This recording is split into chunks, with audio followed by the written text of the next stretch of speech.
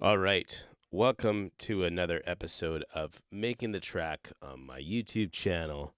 Yeah, I'm here to just get all the exposure bucks I can. Uh, so, this is all just a making of the track titled Take a Risk, which is on my label Fusion Groove Recordings. And really, not much of a story of composing this. This was composed, from what I see in a Pro Tools data. I started it November 29th of 2023, and this is ready for release in 2025. It was kind of like in interesting, interestingly, whatever. Interestingly, I don't know if this is even a real word, but whatever. But I made a lot of records that were kind of these talk box records, and I think they should have came out as an EP. But for the state of the industry of how things are, I just think it's so irrelevant as an artist to put out EPs for how fast everything's going, and we're just not in a quality system anymore. We're about a quantity system, and you just got to play keep up, which is just sad. But you know, uh, no one makes hits all the time and all that stuff. So you just keep making music, and you just don't know what's gonna happen really with what's going on. Like even just talking to my friend Joel West last night, the track that got supported from Richie Houghton, it was something you was just like whatever about, right? So it's just like you just don't know what it is. So it's like he said he enjoyed the process of making the track, but he's like, I don't know if anyone's gonna like the track, right? And it's kind of the same process that I feel of things, and I feel like other artists. It's like they enjoyed making the track, but they're more like, is anyone gonna like it? You know. Um, so let's just kind of go in to the session because I don't really have much of a story behind it, but I'm just kind of telling the story of as I just blab. But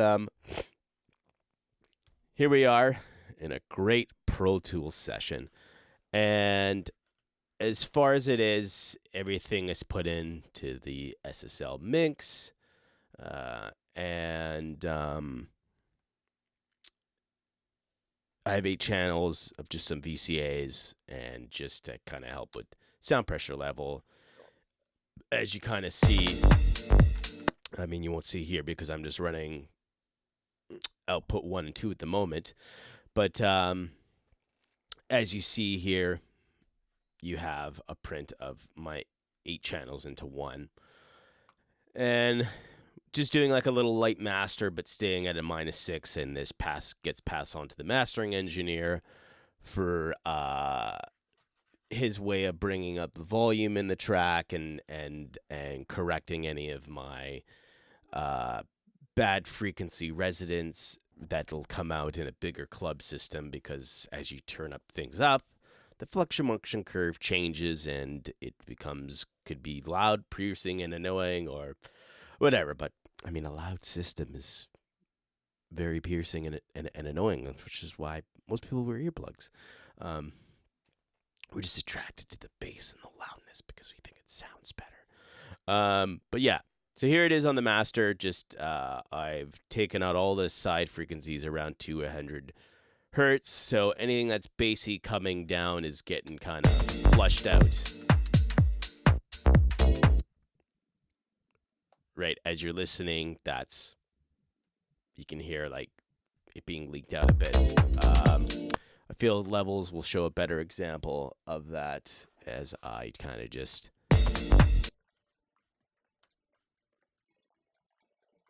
right, so you can hear the bass frequencies come out a little more in your side frequency, and it's just going to make the track breathe a little more, the bass have more room in its area. I mean, the bass has already taken up all the room in the mix, uh, from its length of just bass and frequency, because the low end travels more than the high end. And then we have here just a 3D preset, which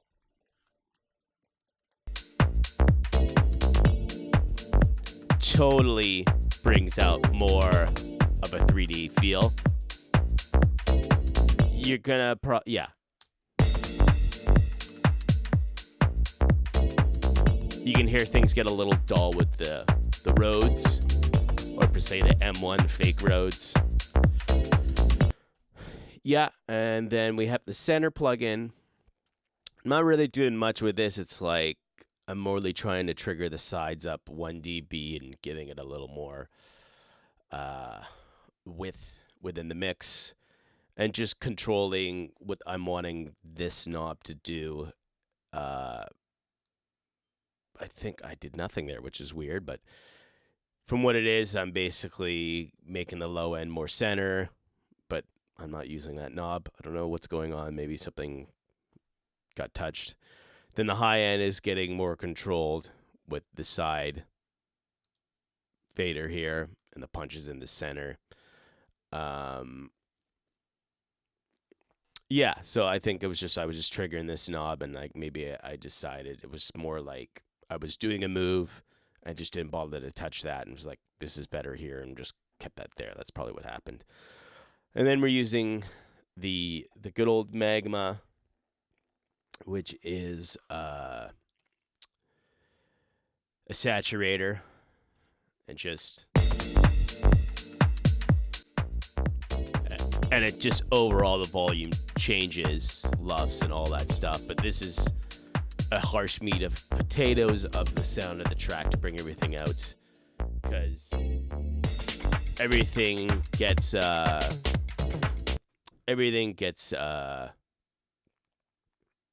mixed down. Sorry. Everything gets put through, and I turn down the mix a little so I can just give it a little more strength. And you can just tell the bass is coming up.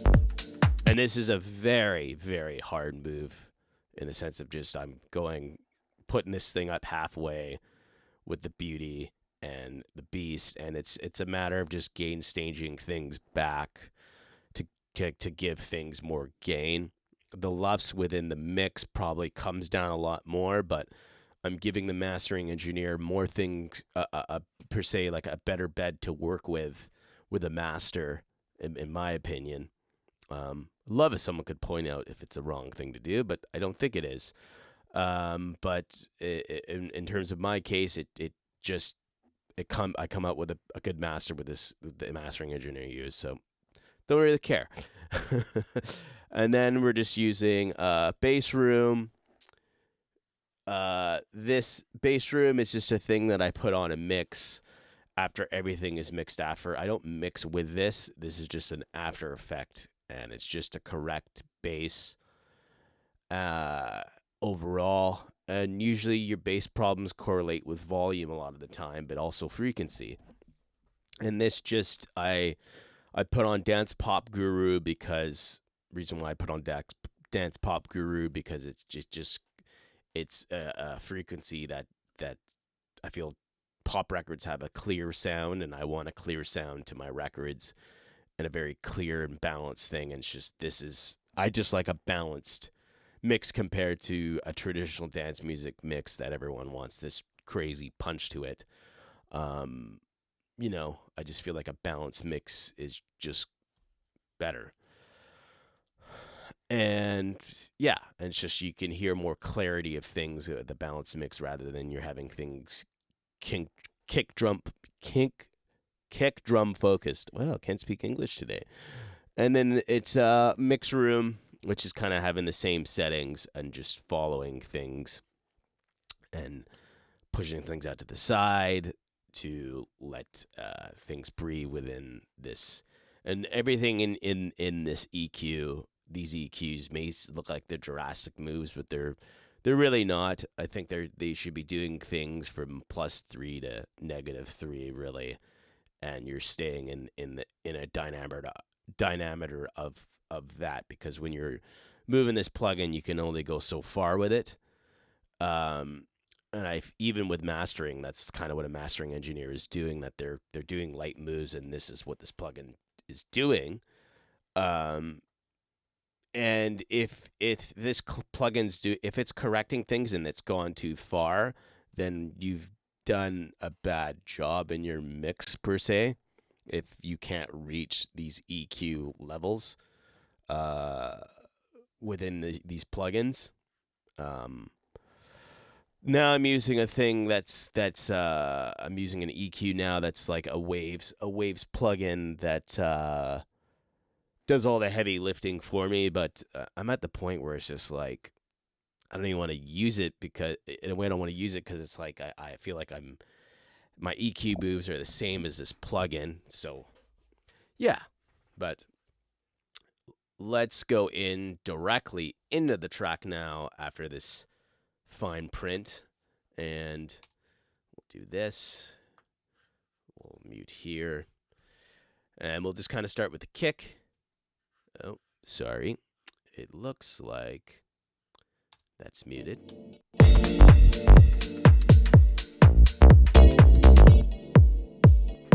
So as you can see, I'm just using some FabFilter stuff.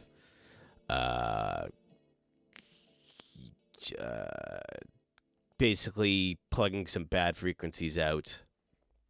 And then onto the SSL where I'm just boosting 100 hertz.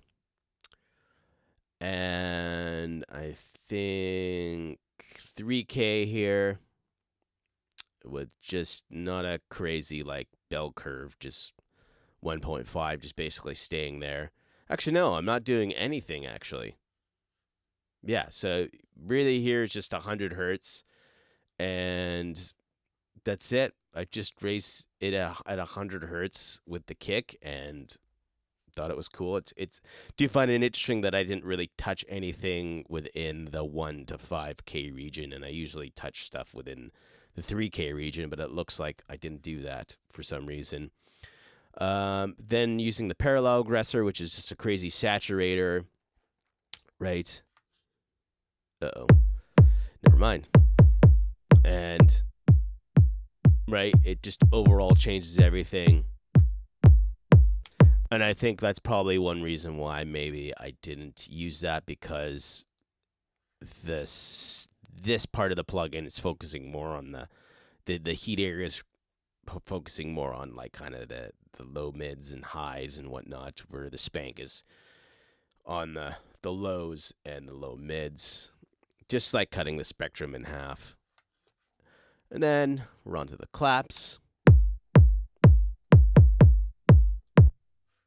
Oh, I'm using, let's move a little more farther into the session. And here it's just like I'm cutting everything out in the lows with the clap, giving it like a hump at 3 dB, just to kind of give more low mid vibration to make the clap a little more feel, getting some resonance out. And then we're going to the Harrison, and obviously probably pumping things up.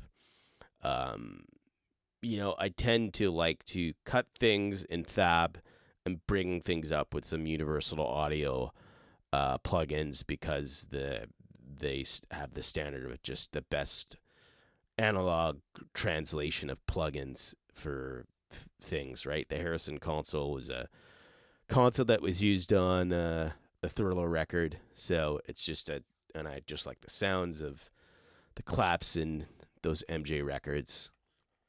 And then using an LA2A on the clap, right? And it just makes everything conjoint and glued with just this setting here. And it's just a simple LA2A. Then we're just using the other claps that lay under, that are like off time. Kind of doing the same thing, and just picking these settings here. LA2A again, laying a little more or less on the peak reduction for the compression, right? And it just brings more life to that clap. And here doing the same thing, and like I'm saying, while doing these mix moves, I have the whole mix going through. I'm only soloing everything just to kind of show an overall, like, yeah, this is what the outcome of the sound is. But while mixing, everything is done with the whole track up, and I'm mixing because it's called mixing, right? You got to have everything up. The only time I'm soloing stuff is more with effects of like the keyboard and something like that, just to get more of like, I want that certain sound of the effect. Would I say it's a logical thing? Yes and no. It's just always best to kind of have everything up, but that's just what I do and don't see problems. Hi-hat, just peeking things out, resonance or whatever, and doing no raising because it's a hi-hat. There's already highs there. Might as well take out resonance that aren't needed to give more room for other frequencies. And just using an ozone width just to get the hi-hat some more, say a little more width. Right? It's not much of a difference, but it does it, right? So, and that's about it. And then we have the closed hat. Nothing fancy. Just taking out resonance. And it's just a nice fill for there, right? Right? Just filling things out. Then we have the nice snare, which is kind of, I think, a rim hit. No, it's not. But it just says there for some reason. Okay. Snare is just kind of the same basis of like what I do with my claps, taking things out and leave that hump because the snare is just that ump thing. Still using the Harrison EQ, then distressing things, compressing quite harsh. I use the distressor because it just gives a different color versus the LA2A. The distressor just has this very like raw punch of a feel working on snares. And then using the trim probably on the breakdown, as you see here, kind of giving it a volume. Actually, sorry, that's a different instrument. But I'm probably using it on the kick drum, the snare on the breakdown, just so it's like not.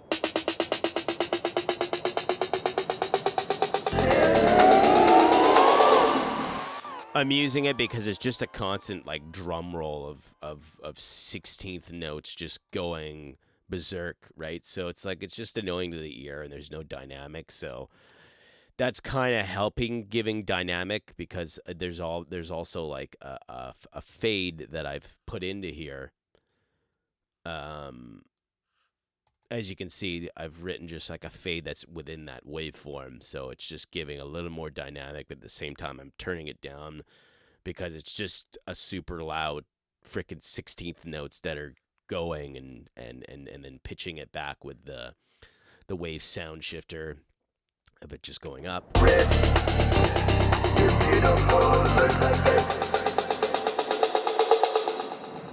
Right? And then you can kind of hear the Toolroom plugin that I got going there, Infinite, going, and then we have just some percussions here, or not percussions, a ride, and just giving it more lift.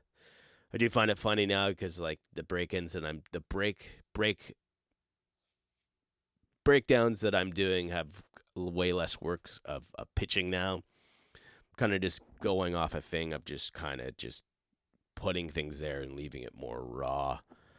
It is kind of funny because I find as I produce, things become more just raw, and I'm kind of leaving things, which is a cool way, and it's just kind of traditional dance music, I guess. Maybe not now because we're buttering things up in dance music so much, but you know, it is the way it is. The fusser, it looks like I was having conflicts with the hat and the ride, And so this is just to make things less dominant with the aspect of the hat and the ride.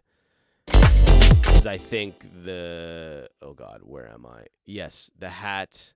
This is a hat, obviously, because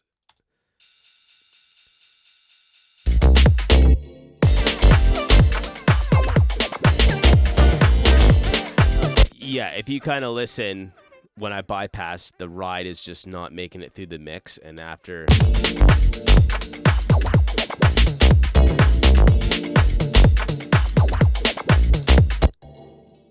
it's like the ride and the hi-hat were just having this conflict, and it just kind of brought it out a little more for what it is. Then here, I think we have some toms. Yep. Just taking things out and then giving it a little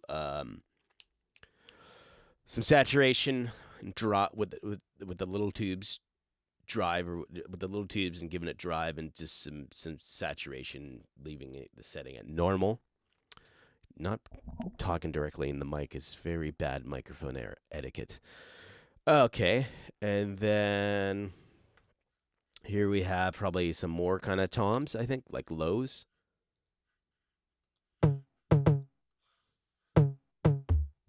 Yeah, and I'm just blocking things out, and because of what it is, I'm wanting the toms to breathe a little more and keeping things up at a 73 hertz. I think probably I was harmonically mixing. I don't know if like D was the key of the track, but I tend to look these things up. No, so G minor was the key of the track. So 73 hertz is just something that I guess thought that hit better when picking this frequency. And I don't think it was interfering with the bass, probably. Maybe we'll see what happens when I get down to the bass. But, you know, this is a balanced mix, and things are picked for a reason. This is just the drum loops, right? Taking, right? Just blocking things out and giving it more swing, like two records are mixing when you're DJing, because it just gives that nice sweetness and swing. Just two drum loops, right? Same shit, you know, boom, bam, right?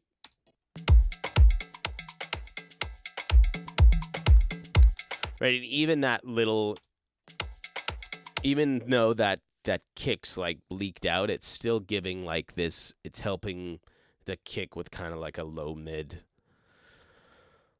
bump up, and just overall improving transients of everything else of the track, like the claps, possibly, because I think there's claps in this one, or just, yeah, right? So it's improving the transient of the clap, right?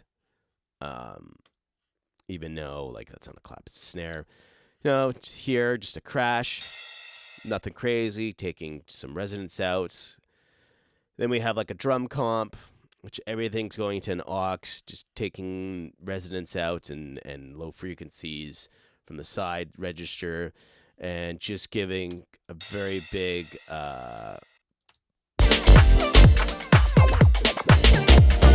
just over compressing the drums to, I guess, overall.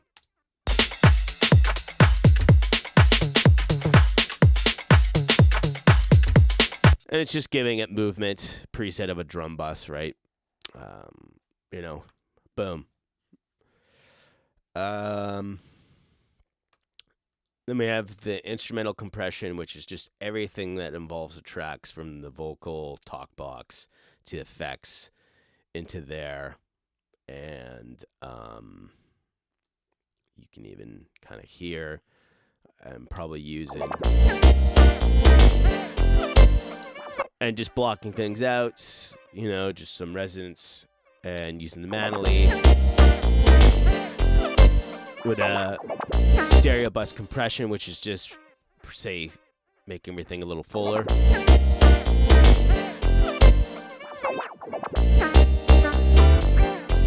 And it's just giving more life to everything. You're really not going to hear the difference unless you're on studio monitors, headphones, possibly, but you're going to hear everything more of a difference with your studio monitors. If you got KRKs, probably not, because they suck. Then it's just the bass here, which I probably printed 2 basses together, or maybe it's just one. I'm always changing up what I'm doing. And then using a pumper to duck things out. I had the LFO for X for Records, if that's the right company to say. They make Serum, but for some reason the update with Pro Tools doesn't seem to be working with this. So I just put on this before we starting this recording session of the making of the track episode.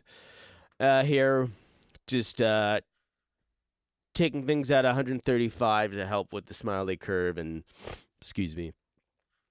side frequencies, even though this is pan mono, as it should be because it's bass, just kind of taking repercussions in case other shit leaks out the other end. Then using the Hitsville EQ to give it more of just a little more live, 50 hertz. And yeah, I guess, 50 hertz here and 70 on that low. So it's like, it's not interfering. It's just like, I'm picking that frequency pocket of that's percussion of the tom in, my words aren't making sense, but as I said beforehand, like I have my bass, which is just vibrating at 50 hertz, and then my low mid per se. Well, that's not even a low mid, but it's another low at 73. It's almost entering the low mids, but it's not quite there. But yeah, here's the frequencies of what I'm doing here with the bass sub, and then the mid, just one, which is not really doing much, but it's just giving, I guess, more body on other systems. Figured doing the high mid as well, just so that it's going to breathe on like an iPhone speaker, stuff like that, and that's it. Parallel aggressor, which is helping more in that department.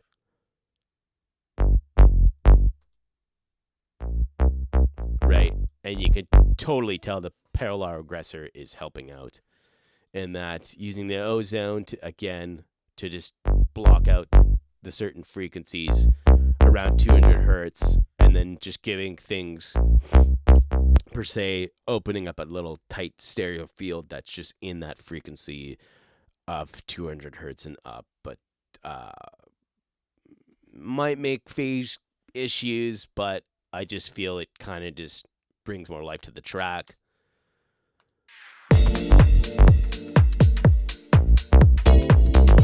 Right. I just feel it kind of just opens up the bass a little to have more room in the mix and not just tuck back as this mono bass, and it just gives movement. But like I'm saying, this could happen with face issues possibly because you're taking something that's mono and you're panning it stereo, so obviously you're taken away from that. But I feel if you go too crazy on this, then you're obviously going to run into a big problem. Would I recommend in doing this? Yes and no, but you just need to know what you're doing. But shit still seems to hit hard from the masters that happen. Maybe the mastering engineer's correcting that, who's going every time I'm sending him something, says that guy's an idiot. But yeah, and then here I'm just using the fusser, so it's going back and forth every time a certain frequency is hitting, that it's ducking it, right? So the bass and kick have a nice relationship, right? Now you can tell, like, it doesn't. Now it does, right?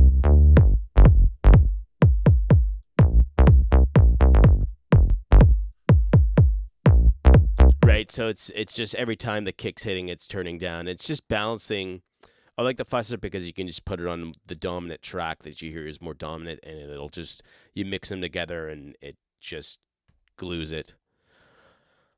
And then just the trim plug-in, probably at certain areas. I use the trim because it's like once you get your mix like dialed in, there's no point of doing automation in on the Pro Tools fader, because then you're screwing everything up, and it's better to just draw on the automation with the trim. Because you've had a perfect volume with everything being loud at one point, and it's just you're gonna start screwing things up, and the fader just doesn't move in conjunction with that fader move that you've done. I don't know if it's changed with the upgrade, but it's just what I do. Never just, and then here on the roads, pumper, fab filter, peeling stuff out that's not needed. API, just boosting things up from, oh God, shit. I think that was there. I don't remember. Yeah, probably. So from what it looks like, I am boosting things 500 hertz, up 500 hertz, 4 dB, then 5K, 6 dB, 7K, 4 dB. I do think these are drastic moves, but for the ears, it seems to work. You know, I think you should be going no more than 3, but, you know, the API settings for gain on here, this is just what it says on here, that it does either 2 dB or 4 and 6. It seems, you know, it works in 2, 4, 6, 8. Kind of works in 2s and then not as it goes up. But yeah, I just think 3 is the magic number. But, you know, and, you know, the I forgot the word to use, but APIs, knobs just kind of click into what it is. For some consoles don't. They move, and it's just like when you're at 3K, you can be 3.5K or whatever. It's just a stupid thing I'm saying, but whatever. I use it for a reason, and it colors it well.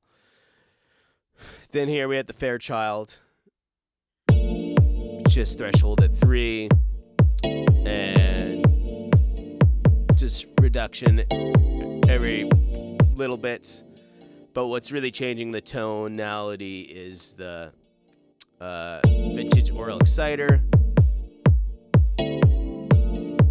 You can totally hear like that's the body appealing in the high end, and you can hear that it becomes more forward and filling things out wide, but yet pulling back certain frequencies that are muddy or whatever.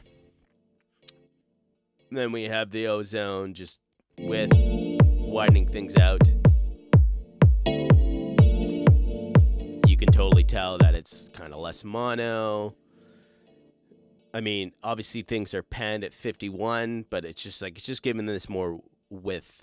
And I panned this at 51 because I'm wanting the roads to be a little more forward. And then just the filter, automated in certain areas, which is probably the breakdown. You can see here.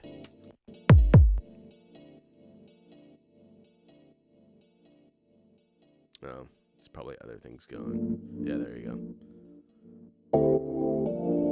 Right, just automating up to the breakdown, and the vocals come in.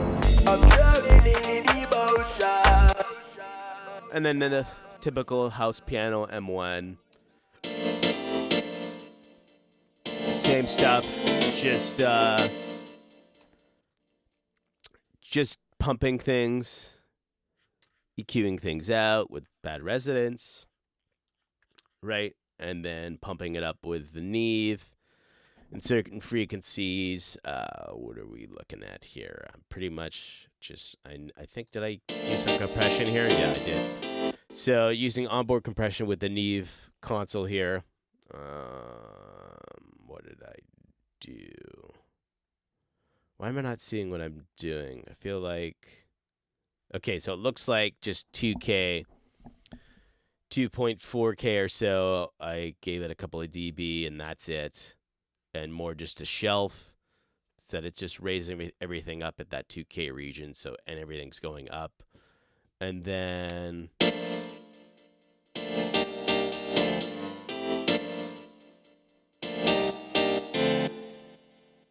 I feel like I used this compressor not knowing how to use it really, and just flopping around, going at a very light ratio, but still compressing and not gaining things, and that's it.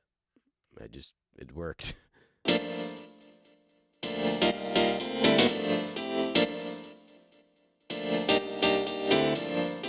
Yeah, so I felt like the compression I did was just to give more control of the piano with some of the transients popping up with that, I guess, staccato.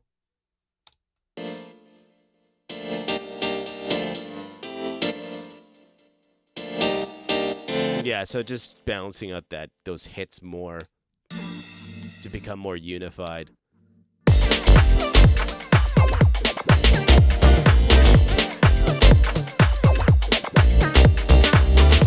Yeah, and it kind of just pockets things a little more. And then we have like the melody sequencer here. Oh, it's just some kind of like a minimal effect. Just some type of weird effect. Sounds like a record, but it's not. Just sounds, I don't know. It's added there. Boom. And then we have some melodies here.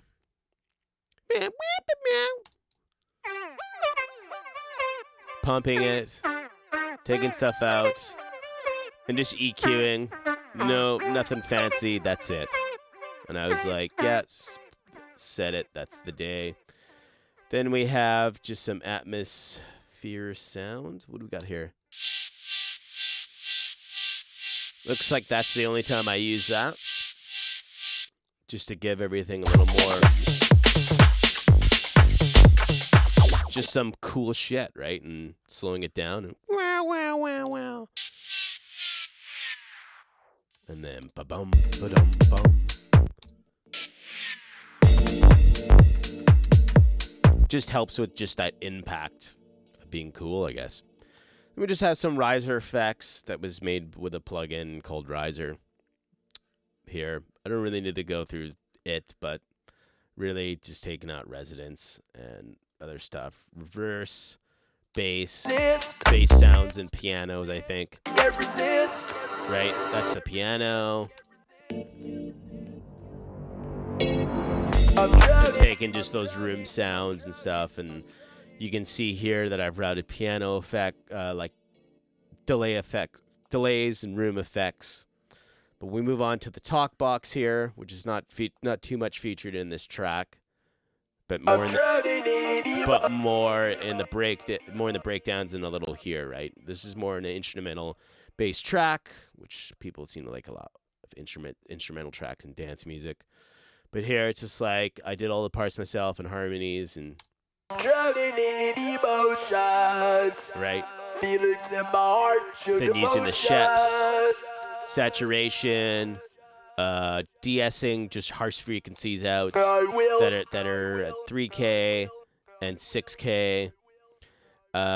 Looks like I give a little 5K boost at 3 dB. That's it.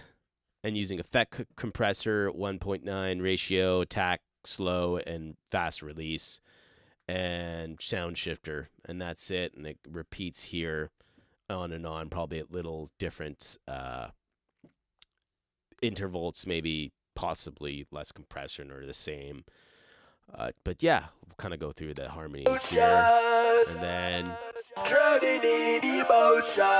two different passes, panning the harmonies out to give more like cool stereo width and body feel, and then low. I'm drowning in emotions. More and more. Feelings in my heart. And then more. I'm drowning in emotions. Feelings in my heart. Show devotion. I will take a risk. You're beautiful. Looks like everything.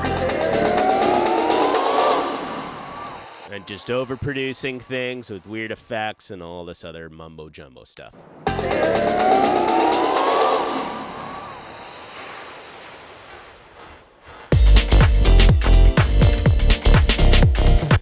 Yeah, just adding all this weird Atmos. So I did use the Atmos thing once again. It's funny how the brain was just like, yeah, that'll work and that'll work. It's just funny how you come up with ideas. And then using the infinite plugin on certain parts of it, probably. Um, yeah, here. There you go. And then bypassing it after. Yeah, and I think really that's it for everything. So, like I said, you can get the pre-order. Don't forget to like and subscribe. Leave a comment for algorithm. But I thank you all for watching, and I always love doing this stuff, and letting my knowledge for what I know, because I don't know. Everything's all about just letting other people know about other stuff and what you do, right? So I appreciate making this video. It was fun making this video. And don't forget to like, comment, and subscribe. And please pre-order the track. Your support helps so much. I'll see you later, and I'll be making another video soon. Bye-bye.